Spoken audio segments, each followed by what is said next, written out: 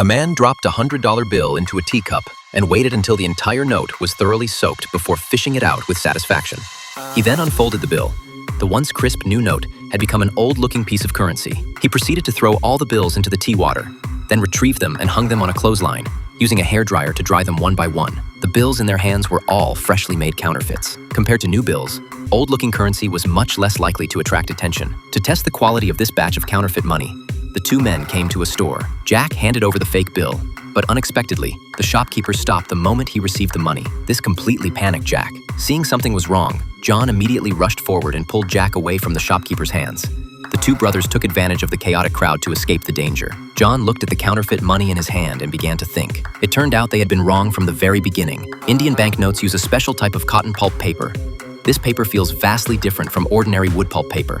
There's also the color-changing ink on the banknotes. The ink presents different colors when viewed from different angles. Finally, there are the security strips embedded in the banknotes. To create higher quality counterfeits, these problems had to be solved. However, cotton pulp paper was strictly controlled by the Indian government, and they had no opportunity to purchase it. They could only find substitute paper with similar texture. After days of intensive searching, John finally saw hope in an advertising brochure.